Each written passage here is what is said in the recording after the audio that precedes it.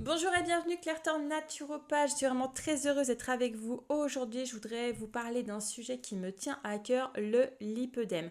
Alors nous allons voir justement ensemble qu'est-ce que le lipœdème, comment est-ce qu'il est diagnostiqué, quelles sont les approches thérapeutiques qui existent, le rôle bien sûr du drainage lymphatique manuel dans cette maladie et je vous donnerai des astuces vraiment essentielles à faire pour essayer de vous sentir mieux au quotidien si vous souffrez de lipœdème. Alors le lipœdème c'est quoi? C'est une affection chronique qui est caractérisée par une accumulation anormale de graisse sous-cutanée qui se trouve principalement dans les membres inférieurs et parfois les bras, donc au niveau des jambes, au niveau des cuisses, au niveau des mollets et aussi au niveau des chevilles. Si vous avez par exemple les jambes poteaux, vous souffrez peut-être de lipœdème. Cette accumulation justement de graisse, elle est symétrique et souvent associée à des douleurs et des ecchymoses faciles. Donc, si vous êtes une personne qui vous cognez assez facilement et que vous ayez des bleus très rapidement, il se peut que vous ayez du lipœdème.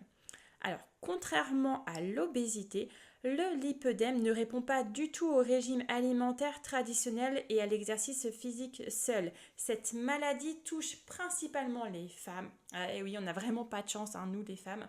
Et semble souvent liée à des changements hormonaux, comme par exemple la puberté, la grossesse ou encore la ménopause. Donc il se peut très bien que vous n'ayez jamais eu de lipœdème en fait en étant jeune, arrivé donc à 40, 45 ans ou 50 ans, le fait en fait d'avoir l'oxydation donc des oestrogènes peut apporter en fait cette maladie-là. Alors le diagnostic du lipœdème, il repose sur quoi? Principalement sur l'examen clinique et l'historique bien sûr médical du patient, hein. Donc les principaux critères diagnostiques donc, incluent accumulation symétrique des graisses sur les jambes et ou des bras, la douleur au toucher et sensibilité accrue, des ecchymoses fréquentes et spontanées, la sensation de lourdeur dans les membres affectés et l'absence de gonflement des pieds contrairement au lymphodème. Alors des examens complémentaires comme une échographie peuvent être utilisés pour exclure d'autres pathologies et confirmer vraiment le diagnostic. Je le répète, un diagnostic est fait uniquement par un médecin. Donc allez voir un angiologue si vous pensez avoir donc du lipœdème, il va vous dire exactement ce qu'il en est. Donc au niveau des approches thérapeutiques, bien que le lipœdème ne soit pas causé par un excès alimentaire, une alimentation équilibrée peut aider justement à contrôler les symptômes. Donc il faudrait être plus sur un régime anti-inflammatoire, donc riche en fruits, en légumes, en protéines maigres. Alors qu'est-ce que les protéines maigres? On va être plus sur de la viande blanche, poulet, dinde, et les acides gras, donc oméga 3. Donc les acides gras sont très très importants pour le corps, surtout les oméga 3. Pourquoi? Parce que c'est un anti-inflammatoire naturel. Les oméga 3, vous en trouvez dans quoi? Dans le poisson gras, donc tout ce qui est saumon, maquereau, thon. Et vous en avez aussi en fait dans tout ce qui est oléagineux. Oléagineux, on va être sur noix, amandes, noisettes. Donc c'est vraiment, les oméga 3 sont vraiment recommandés parce que ce sont des anti-inflammatoires naturels pour justement contenir la maladie. Donc vous allez éviter surtout les aliments transformés, riches en sel et en sucre. Pourquoi? Parce que ces aliments transformés vont accroître l'inflammation et la rétention d'eau. Donc ça va justement amplifier en fait cette sensation de lourdeur, le lipœdème, etc. Donc attention vraiment à votre alimentation. Même si le fait d'avoir une alimentation contrôlée ne va pas supprimer le lipœdème, au moins il va pouvoir en fait, si vous voulez, le maintenir. Et c'est très important en fait. Vous pouvez aussi utiliser des bas de contention. Alors le port des bas de contention ou de vêtements compressifs, c'est vraiment une méthode qui est couramment utilisée pour réduire la douleur et le gonflement associés au lipœdème. Lorsque vous allez voir un médecin, généralement ils vont vous prescrire soit des collants de contention, soit des bas de contention pour réduire les douleurs, les douleurs et puis justement les gonflements. Donc ces bas aident à améliorer la circulation sanguine et lymphatique, ça réduit la pression et la douleur dans les membres. Il est important aussi de faire de l'exercice physique régulièrement, c'est essentiel. Pourquoi? Pour améliorer la circulation et la condition physique générale. Alors, on va plutôt préférer des activités à faible impact, comme par exemple la natation, la marche, le vélo ou encore le yoga. C'est vraiment bénéfique. Pourquoi? Parce que ça stimule le flux lymphatique sans traumatiser les articulations. Donc, au niveau de la marche, on va être au moins à 30 minutes minimum, 1 heure par jour, ça serait vraiment l'idéal. Mais si vous pouvez au moins marcher 30 minutes, ça sera déjà ça. On va parler du drainage lymphatique. Et oui, mon petit chouchou pour celles qui me connaissent. Donc moi, je fais du drainage lymphatique depuis 2020. C'est vraiment en fait une activité que j'adore faire. Pourquoi? Parce que c'est quelque chose de très doux qui ne fait pas mal et on a des super bons résultats. Alors le drainage lymphatique, pour les personnes qui ne connaissent pas, c'est une technique de massage douce qui stimule le système lymphatique et aide à réduire l'accumulation de liquide. Donc ça diminue les douleurs bien sûr, l'enflure et ça améliore la mobilité, la qualité de vie des personnes atteintes de lipœdème. Moi je me rappelle, j'avais une cliente qui était venue me voir parce qu'en fait elle faisait du drainage lymphatique au niveau donc d'une kinésithérapeute.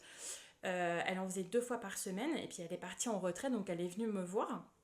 Et en fait nous on faisait uniquement en fait une séance par semaine au lieu de 2. Pourquoi? Parce que moi en tant que thérapeute je fais en fait sur 1 heure minimum voire 1 h 15 et je fais en fait la base antérieure, ça va être au niveau du cou, on va pomper les ganglions lymphatiques, après je fais le ventre et les jambes. Et généralement chez un kiné ils n'ont pas le temps de le faire, donc ils vont vous prendre entre 15 minutes et 20 voire 30 minutes maximum et vont vous faire que les jambes.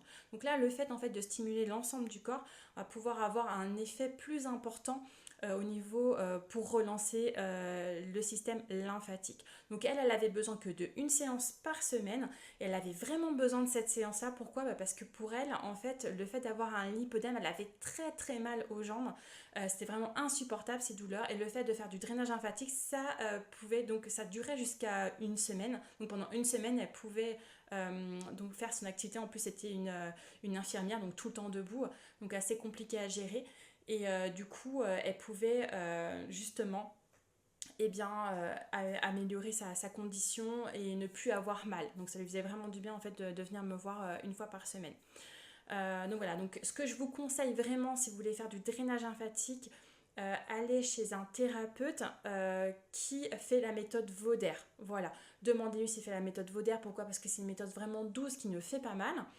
Il n'y a pas de palpé roulé parce que lorsque l'on a un lipœdème, généralement, on a très très mal au toucher. Donc si vous me faites en fait une autre méthode qui fait du palpé roulé, vous n'allez pas supporter la douleur. Voilà, ça va faire très très mal. Donc voilà, moi je vous préconise vraiment la méthode Vauder. C'est vraiment une méthode en fait très douce qui fonctionne très bien parce que Vauder c'est quand même lui qui a inventé cette technique là en 1930. Donc depuis ça fonctionne très très bien. Donc demandez donc à ce thérapeute vraiment en fait où est-ce qu'il a fait sa formation, avec qui, c'est très important parce qu'il existe énormément en fait de drainage lymphatique différents aujourd'hui. Ensuite, vous avez aussi la pressothérapie. C'est une technique qui est vraiment utilisée et qui peut justement permettre d'améliorer donc vos symptômes au niveau de votre lipœdème. Donc c'est quoi? C'est en fait des appareils qui appliquent une pression contrôlée sur les membres et ça favorise ainsi le drainage lymphatique. Alors pas autant que le drainage lymphatique manuel. Pourquoi? Parce que la machine, elle pompe pas les ganglions lymphatiques, elle a juste une pression contrôlée au niveau des membres, c'est tout. Donc elle ne pompe pas les ganglions lymphatiques, alors que nous, en tant que thérapeutes qui faisons en fait le drainage lymphatique, nous, on pompe les ganglions lymphatiques. Donc cette méthode, elle peut être particulièrement efficace pour réduire les symptômes du lipœdème, en complément bien sûr d'autres traitements. Alors le drainage lymphatique, ça joue un rôle crucial dans la gestion du lipœdème. Pourquoi? Pour aider vraiment à drainer l'excès de liquide et à réduire l'inflammation. Ça permet aussi d'améliorer la circulation lymphatique, ce qui peut diminuer les douleurs, les sensations de jambes lourdes. Ça c'est comme ce que je vous expliquais tout à l'heure avec l'exemple de ma cliente. Le drainage lymphatique, il doit être réalisé par un thérapeute formé. S'il vous plaît, faites très très attention, c'est très important. Pour que vous puissiez donc être dans de bonnes conditions et être prise en charge vraiment assez rapidement.